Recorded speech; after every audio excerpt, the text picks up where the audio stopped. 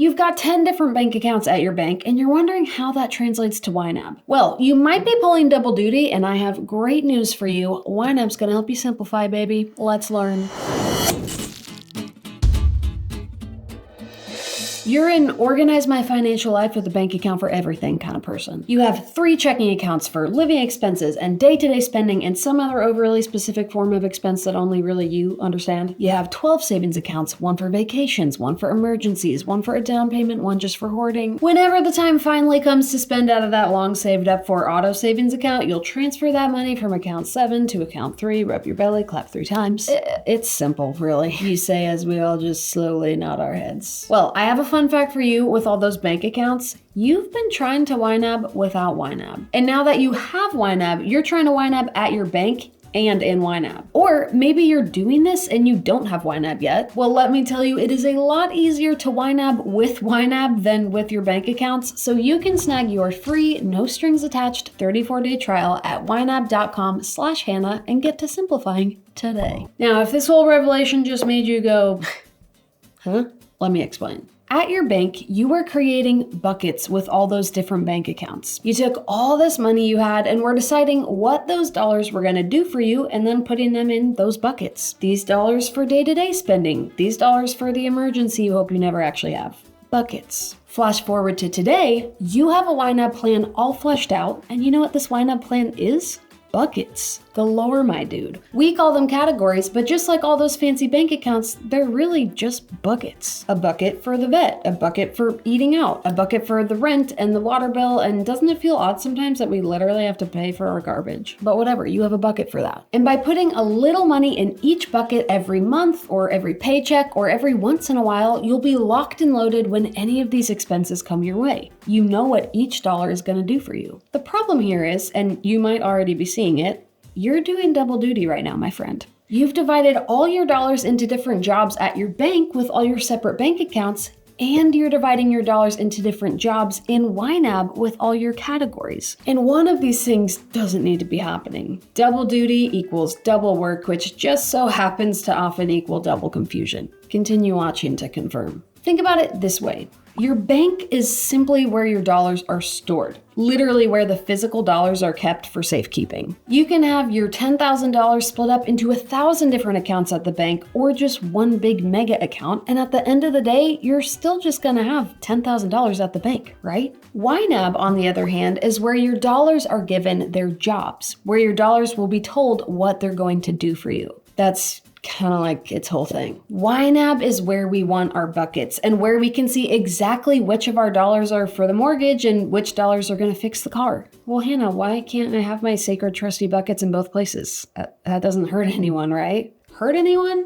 No. But picture this. The day finally comes where you've got to shell out $1,000 for that dreaded but inevitable car repair. With your current fancy bank account system, first you got to transfer $1,000 from your auto account at the bank to your main checking account so that the money is accessible for you to spend. Then you got to record that transfer of money at the bank in YNAB as well so we can keep our bank accounts matching and accurate. And then on top of that, you might still need to move money around in all your YNAB categories to make sure you have enough in your car repairs category to actually fund the repair.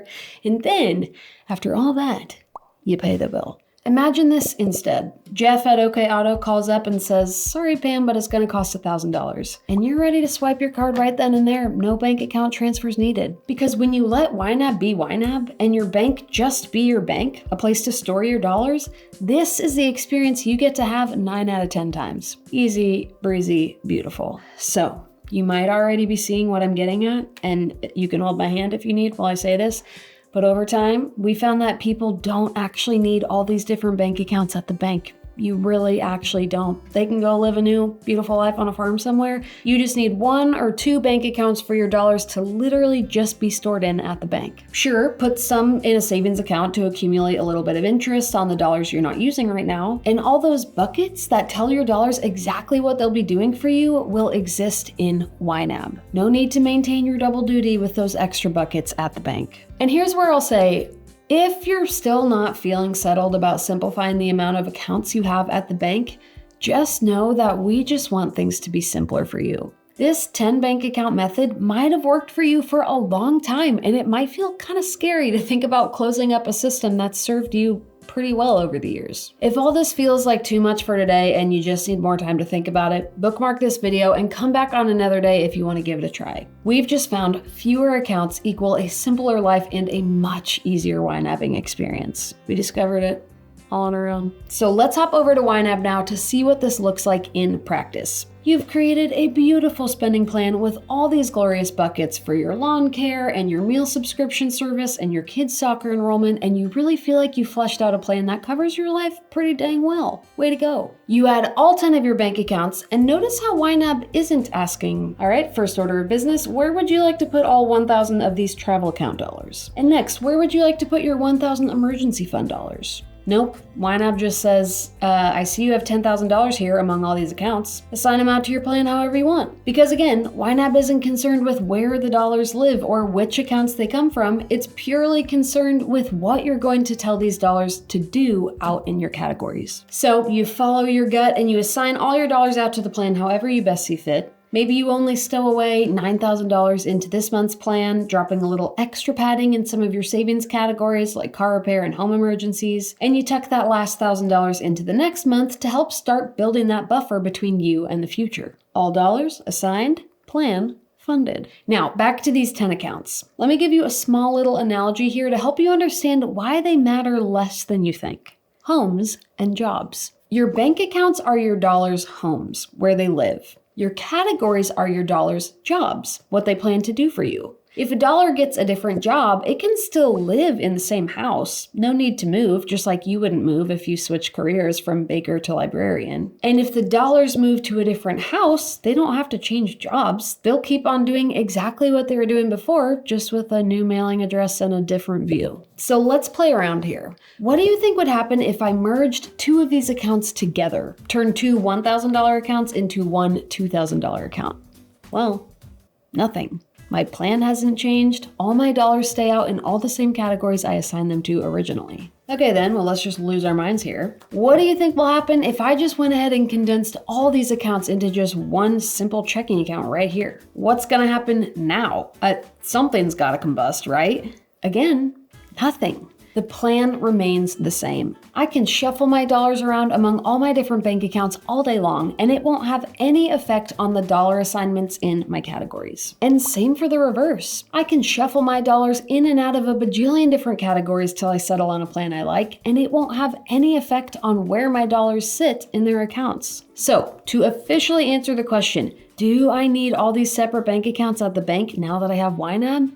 No. In fact, there's a lot more maintenance involved if you keep all these accounts. You're putting in a lot of work just to maintain redundant information. And while honorable, yes, that's extra time you could be spending tending to your hobby garden or practicing jazz flute or just not having your nose in your banking app all the time. If you find you still have questions on the process of transferring dollars from one account to another and what that should look like in YNAB, go ahead and watch this video I've linked above and below, all on handling money transfers in YNAB. You'll find that they get so much easier and far less frequent the simpler your bank account collection is. I hope this video helped you see how banking can be made easier with YNAB and how you can finally take some of that extra work off your plate. Thank you so much for tuning in today, and I will catch you next time. First order of business, where would you like that $1,000 travel account dollars to go? What? Okay, whatever. Oh, fart. Sometimes I just get a little bit of snot back here and I can't say my ends. I can shuffle my dollars in and out of a bajillion different categories till I settle on a plan I like. Till I settle on a plan I like? Getting poked by one of those wretched little closet hanging loop things that I cut off. It's just poking me over and over. That wasn't my favorite line read I've ever done in my life, but I'll accept it.